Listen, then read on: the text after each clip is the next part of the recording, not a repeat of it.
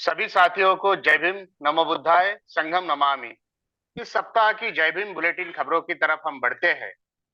अदाज अदानी जी के पास देश की कुल शिपिंग कंटेनर्स में का 43% हिस्सा है। आयात निर्यात कार्गो में आयात निर्यात कार्गो में का 24% हिस्सा है। देश के कोयले के कुल कारोबार में का 33% हिस्सा है। निजी औष्णिक उत्पादन का 20% हिस्सा है। देश के सबसे ज्यादा सौर एवं पवन ऊर्जा के प्लांट अदानी जी के पास है। निजी बिजली ट्रांसमिशन का 51% हिस्सा है। साल भर में 7.5 करोड़ पैसेंजर अदानी जी के एयरपोर्ट से उड़ान भरते हैं। 14 पत्तन या पोर्ट उनके पास है। 300 किलोमीटर लंबा निजी रेलवे मार्ग देश में उनके पास है। 2026 में यह मार्ग 12,000 किलोमीटर तक ले जाने का उनका प्लान है। इतना सारा मालिकाना हक, विभिन्न भागों में हिस्सेदारी, अपने बलबूते पर कोई निजी व्यक्ति उभार सकता है क्या? सवाल है। और किसका सपोर्ट है, यह सब जनता जानती है। जनवरी में हिडेनबर्ग रिपोर्ट ने अदानी ग्रुप की घपलेबाजी दुनिया के सामने लाई थी। अब OCCRD, organized crime and corruption reporting project, शोध पत्रकारिता की जागतिक संगठना ने अदानी ग्रुप के निजी कौटुंबिक प्रवर्तकों के द्वारा विदेशी, खास तौर पे टैक्स हेवन कंट्रीज जैसे मॉरिशस कंपनी के माध्यम से अपनी ही कंपनी में पैसा निवेश करके कृत्रिम तरीके से शेयर के दाम बढ़ाए, ऐसे आरोप किए हैं। इस फर्जीवाड़े को फाइनेंशियल टाइम्स और गार्डियन अखबारों ने छापकर यह मामला देश और दुनिया के सामने लाया है। दुबई स्थित अली शाबान अली, अधिक ताइवान स्थित चांगचुंग लिन, इनके अदानी परिवार से प्रदीर्घ काल से व्यापारिक संबंध है।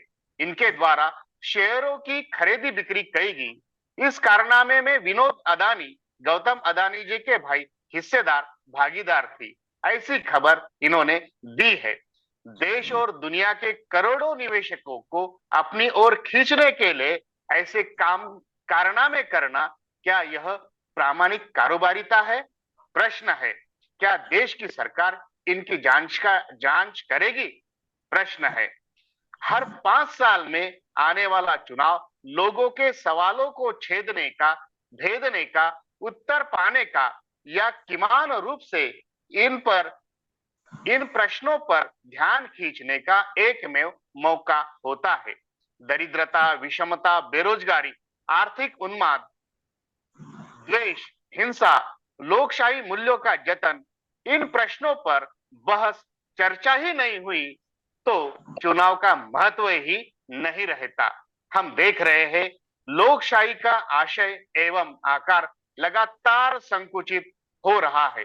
तर्कशील, जिज्ञासा पूर्वक बहसों की जगह जुमलेबाजी का बोलबाला है। विधानमंडलों में गंभीरता पूर्वक बहसों की जगह घोषणाबाजी, हल्ला गुल्ला, हंसी मजाक को प्रतिष्ठित एवं प्रतिष्ठापित किया जा रहा है। विधानमंडलों का शून्य पहर, प्रश्नोत्तर काल, स्थायी समितियां, इनका महत्व शून्य हो रहा है। विधेयक को अधिनियम में बदलने की प्रक्रिया में भयंकर अवमूल्यन हो रहा है। कोई समय ऐसा भी था जब देश काफी गहमा गहम, गंभीरता पूर्वक एवं प्रदीर्घकालीन चलने वाली भय से देखा करता था, पर अब यह भय से अति दुर्लभ हो गई है। क्या one nation one election agenda pass हुआ तो हर पांच साल में लोगों को प्रश्न पर जुबा पर लाने वाला सुवर्ण काल खत्म हो जाएगा? सवाल है। क्या अगले आने वाले विशेष अधिवेशन में फिर से संसद की गरिमा, लोकशाही मूल्यों की प्रतिष्ठापना, अभिव्यक्ति की स्वतंत्रता, निष्पक्ष या बिना रोक टोक बोलने की आजादी, इन सबको सरकार मौका देगी क्या? सवाल है। विभिन्न 28 दलों की इंडिया अलायंस की बैठक महाराष्ट्र मुंबई में सफलतापूर्वक संपन्न हुई, जिसमें 14 सदस्यीय समन्वयक समिति का गठन हुआ। यह समिति आगे की रणनीति एवं धोरणात्मक निर्णय लेगी, अर्थात देश का आने वाला आम चुनाव एनडीए और इंडिया इन दोनों प्रतिद्वंदी के बीच होगा। अंबेडकरी समूह इस चुनाव में क्या भूमिका निभाएगा, इस पर अभी तक सस्पेंस बना है। पिछले सप्ताह इसरो ने चांद्रयान 3 की सफलतापूर्वक लैंडिंग की थी। अब इसरो का आदित्य L1 यान सूर्य की तरफ बढ़ रहा है। पृथ्वी एवं सूर्य का गुरुत्व बल संकुचित रहने वाले 5 बिंदु होते हैं, जिसे लैग्रेंजियन पॉइंट कहते हैं। यान इस जगह पहुंचकर सूर्य की सौर हवाएं एवं सूर्यमाला का दुरुस्त निरीक्षण करेगा। इस मुहिम को अगले 125 दिनों का समय लगेगा। हंगेरी बुडापेस्ट में खेली गई विश्व एथलेटिक्स स्पर्धा में माननीय नीरज चोपड़ा ने भाला फेंक प्रतियोगिता में 88.17 मीटर भाला फेंक कर स्वर्ण पदक जीता है। भाला फेंक खेल का नीरज चोपड़ा देश का अमूल्य हीरा है। अगस्त का जीएसटी कलेक्शन 1.59 लाख करोड़ रुपए रहा। जुलाई की 1.65 लाख करोड़ से कलेक्शन यह तुलना में कम ही था। संसद की उपलब्ध आंकड़ेवारी के अनुसार मिनिमम बैलेंस से 21,000 करोड़ रुपए, एटीएम के अतिरिक्त वापर से 8,200 करोड़ रुपए, एसएमएस सेवा से 6,200 करोड़ रुपए सरकार ने गरीब तथा आम नागरिकों से वसूले हैं, जबकि अरबपतियों के विगत 9 सालों में 14.50 लाख करोड़ रुपए राइट ऑफ किए हैं। यस बैंक से 8,400 करोड़ रुपए का कर्जा लेने वाले माजी बीजेपी सांसद एवं उद्योगपति सुभाष चंद्र जी का 1,500 करोड़ रुपए में सेटलमेंट हुआ है, यानी 6,900 करोड़ रुपए माफ हुए हैं। इसके पहले भी 2017 में अदानी ग्रुप का 72,000 करोड़ रुपए का कर्जा राइट ऑफ किया था। 2022-23 आर्थिक वर्ष की पहली तिमाही में यानी अप्रैल से लेके जून तक आर्थिक विकास दर 13.1% था। अब की 2023-24 आर्थिक वर्ष की पहली तिमाही में यह दर है 7.8%। विश्व की अर्थव्यवस्था की तुलना में यह दर ठीक ठाक है। 2006 में बाल विवाह प्रतिबंधक कानून बना था, जिसमें लड़की की शादी की उम्र 21 साल तथा लड़कियों की शादी की उम्र 18 साल तय की गई थी। इससे कम उम्र वाले विवाह को मान्यता नहीं थी, पर पिछले 3 सालों में बाल विवाह के 3,254 मामले सामने आए हैं। बाल विवाह कानून को देश की जनता कितनी सही ढंग से लेती है, यह कानून बताता है।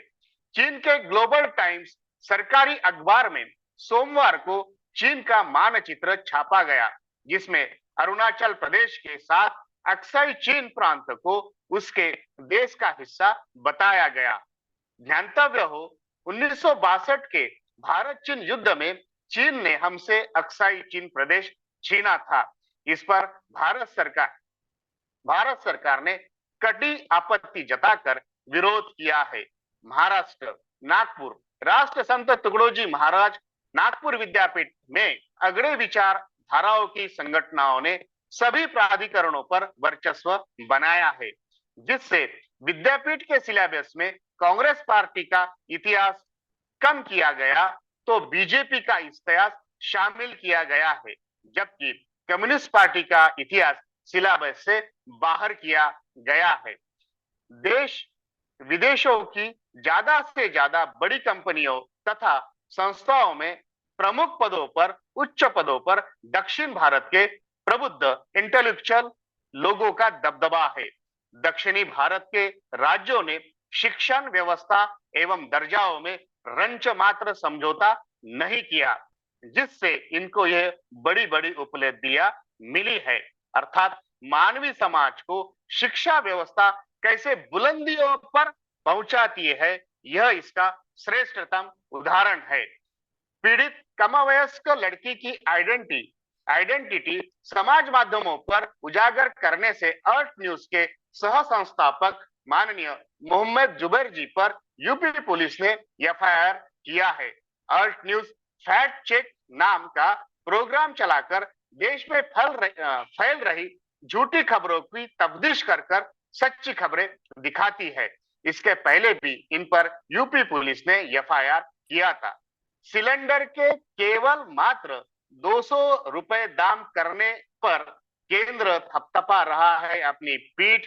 केवल 30,861 लोगों के मत जानकर फ्यू रिसर्च सेंटर ने किया नेताजी के लोकप्रियता का दावा। अरहर के दामों में आया 170 रुपए प्रति किलो का उछाल। सब्जियां तथा अन्य धान्य की कीमतें बारिश रुकने से बढ़ सकती है, आरबीआई का अंदाजा। महाराष्ट्र अंबड़ में हुआ मराठा आरक्षण आंदोलनकारियों पर पुलिस का लाठीचार्ज। इस सप्ताह की कुछ अहम खबरें थी। अब पूर्ण रूप खबर की तरफ हम बढ़ते हैं। तमिलनाडु माननीय मुख्यमंत्री स्टालिन जी के पुत्र ऊर्जा मंत्री उदयनिधि स्टालिन जी ने सनातन धर्म की तुलना मलेरिया और डेंगू रोगों से की है। सनातन धर्म सामाजिक न्याय एवं समता के विरोध में है, ऐसे बताकर इन्होंने इसे खत्म करने की बात की है और वह अपने बयान पर कायम है। एससी एसटी पर हुए अत्याचारों, जुल्मों तथा प्रताड़ना पर एट्रोसिटी एक्ट लगता है, पर एससी एसटी एट्रोसिटी एक्ट के तहत दाखिल मामलों में अधिकतर प्रकरणों में दोषियों को कम ही सजा मिलती है, ऐसा निष्कर्ष एससी एसटी संसदीय समिति ने दिया है। कैलिफोर्निया अमेरिकन संघ राज्य का राज्य जिसके विधिमंडल ने जाति भेद विरोधी विधेयक पारित किया है। यह विधेयक सांसद आयशा वहाब जी ने लाया था। जाति भेद निर्मूलन करके राज्य के वंचित समूह की सुरक्षा की जिम्मेदारी इसमें दी गई थी। इसका कुछ हिंदू संगठनों ने विरोध किया था, पर अब यह पारित हो गया है, जिससे जाति भेद का सामना करने वाले वंचित समूह की रक्षा वहां की सरकार करेगी।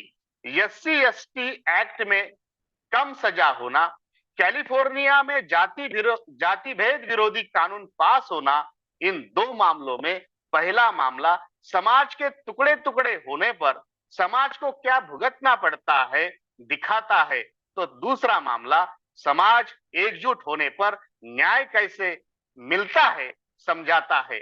हम कब समझेंगे? जब समझेंगे और समझ के जुड़ेंगे तो जीतेंगे। जब जब जुड़े हैं जीते हैं, जहां जहां जुड़े हैं जीते हैं।